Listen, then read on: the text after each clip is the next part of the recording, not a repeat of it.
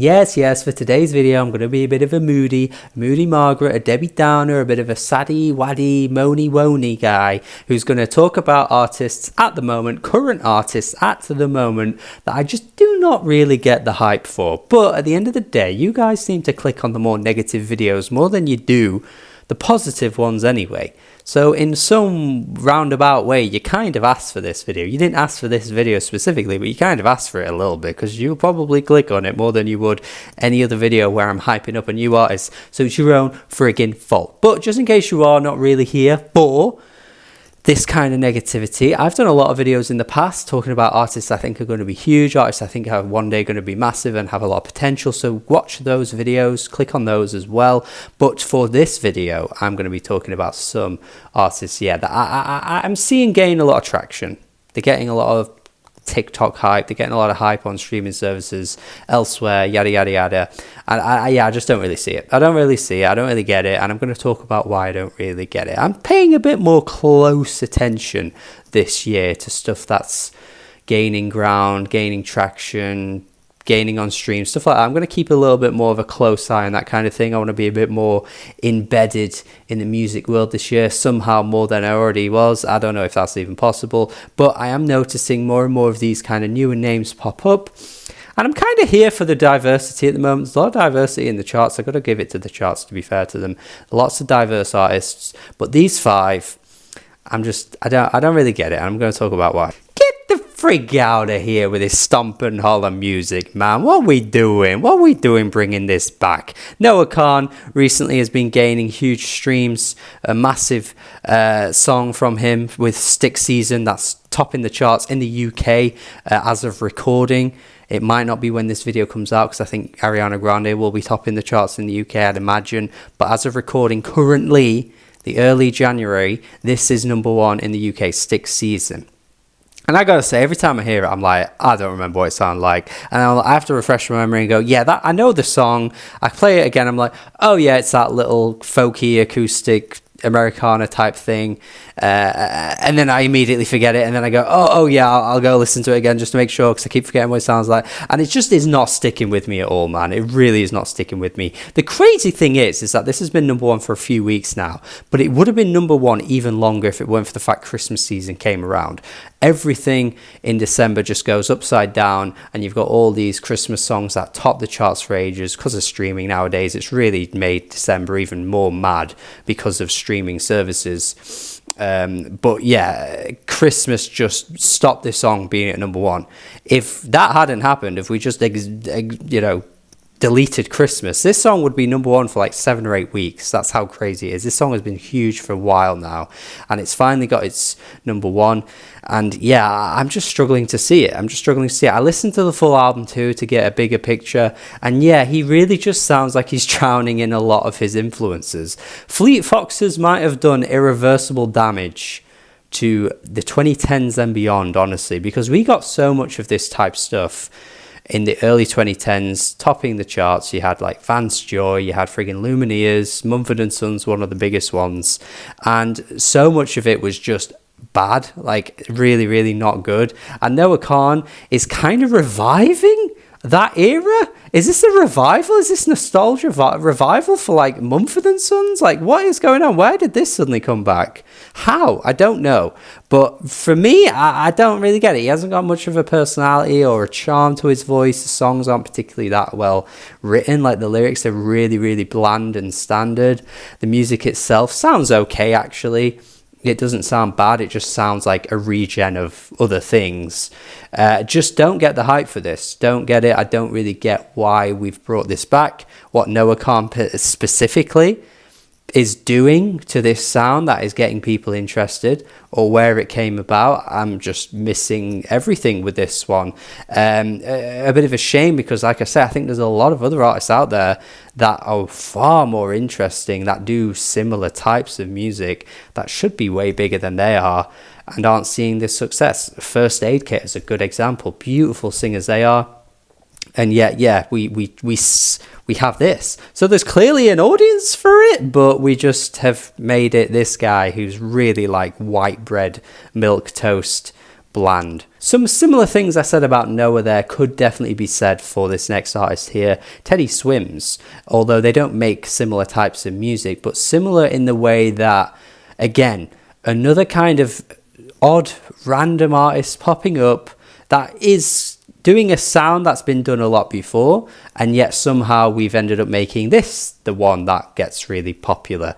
And when you could look at a total long list of names that may sound similar or may do similar type of music that have been nowhere to be seen on the charts, it's just another baffling moment for me, where we've got Lose Control, which is really, really climbing globally, doing huge numbers again across all different streaming platforms. And of course he even did a cover of Cruel Summer recently, which I've got to say, man, helped to generate a bit more hype for him, but I really don't think he sells it. I think he's got one of those voices, that like rag and bone man voice, where people seem to eat it up and think, oh, he's got such a soulful, he's got such a passionate voice. And I've always found this kind of vocalization a little bit irritating. I feel like the exaggerated notes, the like kind of like coming from like the throat but trying to get from your lungs, it's just this creates this weird sound that isn't that flattering on the ear and isn't really that enjoyable to me. I don't feel the emotion, even though you can clearly see that, you know, Teddy or any other singer like him is trying to sing with this huge amount of emotion, and it just doesn't land for me at all. I'm not really feeling it. Again, though, lots of soulful, really soulful singers that do this kind of thing have never been anywhere near the charts. You know, Yola. Look at Yola. The Standing for Myself album is excellent. She has a voice that is incredible and really, really delivers with the emotion and the passion. And yeah, this kind of thing, Lose Control, doesn't really, it's got that like chirpy chappy melody as well that I really can't stand. It actually in places reminds me of Dance Monkey, which is not something you ever want to be compared to, really. Not the vocals, the actual like melody, the dee dee dee, it just reminds me a little bit of that. But yeah, again, listen to the full album to get a bigger picture, and honestly all the other tracks were far less interesting. Like really the very little to grab onto. Of course, again, he's got a good voice by definition, but I just wasn't feeling it. And the instrumentation on some of these tracks is like really backgroundy as well. Like there is not much to grab onto with this guy. I've spoken a little bit about Tate McRae on this channel before, I'm sure, in the past, in previous videos, and I'm probably going to be repeating myself a little bit when I talk about Tate here, because I do think there is maybe something there, maybe potential in the future to deliver some really high energy pop, dance pop music. But at the moment, apart from Greedy, which is decent, not a song I really go back to, but when I do hear it, I'm like, okay, this is fine. I'm struggling to latch onto anything with her too. There's lots of, you know, energy and lots of fire when it comes to her performances. Like, she's clearly a very good dancer, and she clearly has a lot in her to keep the choreography interesting and entertaining for the visual. But aside from that, there isn't much she's bringing to the table. I don't really hear anything from the album. Again, I've listened to the full album to get a full picture that I couldn't get anywhere else from, like perhaps a Dua Lipa or maybe even an Ariana Grande. Now she's going in a bit more of that dance direction too. So yeah, there's lots of names in the mainstream that already bring to the table what she's doing.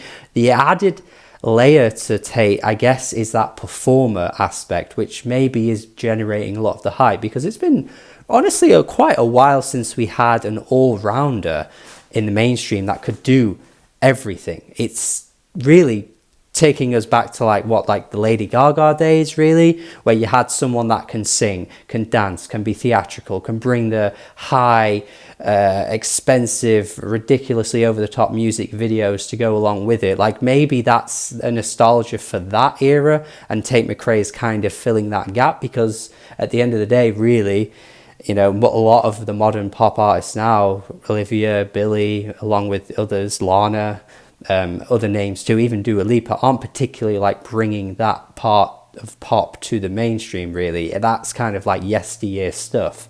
So maybe that's what the hype is, but I'm here for the music, and the music itself is really hard to pick out of the lineup. Like vocally, performance-wise, lyrically, there's very little original stuff going on here. Like, she is copied and pasted for the most part. Central C, if anything, just annoys me, and I feel like the growth is not even at its peak for him yet. I mean, he's already had a huge couple of years with massive singles.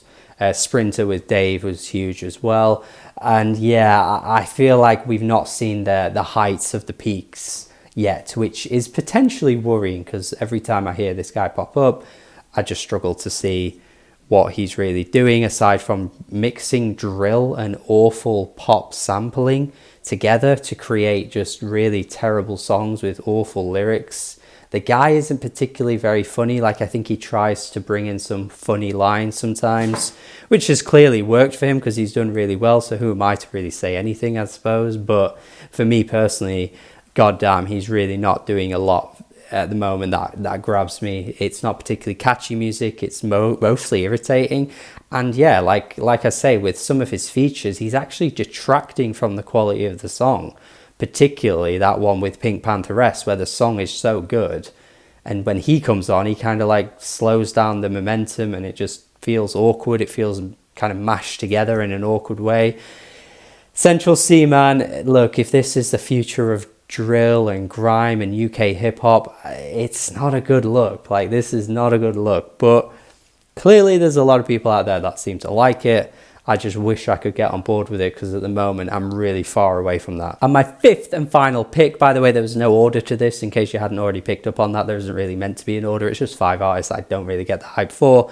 David Kushner, perhaps the one on this list that I struggle to see potential for, because some of the other ones I could see maybe improving or maybe fine-tuning some elements of their music, particularly Tate McRae, where I think like there could be something there that she could improve on in a lot of ways in the future. But this guy I don't get at all. This is just really hollow, gospel-infused type music that's supposed to be big and grandiose and epic and huge and life-affirming, and it's the furthest thing from any of those words. Like, this music just falls completely on my deaf ears. Like, I just don't feel anything when I hear it. And I keep hearing this Bloody Daylight song pop up. Again, I tried to listen to a few of the songs as well, just to give my, see what's happening. I listened to that Dead Man song too. And yeah, it kind of sounded the same. It's just really like Hosier type stuff, but we already have Hosier doing some pretty good stuff. In fact, Hosier is actually getting better with age, honestly. Like, his most recent album might have been his best one yet, to be honest with you. And yet, I don't really know what he's bringing to the table beyond that. It just sounds like... It kind of sounds like church music, honestly. It sounds like Christian worship music, but it's obviously trying to put a spin on that idea in its own way. And it just doesn't really land at all. But yeah, I mean, he's getting a lot of hype, and it seems to be working for a lot of people. I don't know. I don't really see it, to be honest with you. I don't get it. When I spent a bit of time over Christmas with my nephew, who watches a lot of YouTube and stuff like that, you hear this song pop up a lot. Like, he watches a lot of YouTube shorts, just fit, you know kids do these days. Kids like a bit of fun, short burst entertainment on their YouTubes. And this song pops up a lot on those YouTube shorts. Like, I kept hearing it. I was like, why is this song on so many YouTube shorts that are directed to children? I don't really know. Obviously, I wasn't watching the video, so I don't know exactly the context of it. But you do get a lot of songs just meshed in anyway, just because they're popular and it's a way to generate hype and stuff. But yeah, I don't really know. Just an odd, random song to have gotten big in such a strange way. I don't get it. And they are my 5 picks. They are the ones that I personally do not get at the moment, that are getting a lot of buzz, getting a lot of hype. By the way, this is no direct hate towards the people themselves. They're doing their thing. They're making their music and they're succeeding and probably living the dream.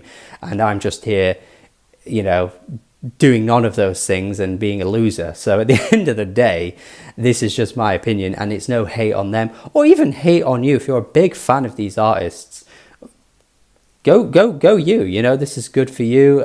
This is just my personal opinion. And with all 5 of these, there are examples of other artists doing similar things that I think should be much bigger, which is one of the reasons why I'm talking about the hype of them that I'm not really getting at the moment. No hate on them, no hate on you if you like it. Just my opinion at the end of the day. And if you want to see some more positive content about other artists that I think should be bigger or should be getting big one day, go click on those too. And yeah, that's it from me. 5 artists I do not get the hype for. Hopefully you enjoy this video, something a little bit different, maybe more negative from me than usual, but still, have a good day. Subscribe, check out my Patreon if you want to see more videos like this. You can request them on my Patreon. Join my Discord server as well. Have a good day. Subscribe.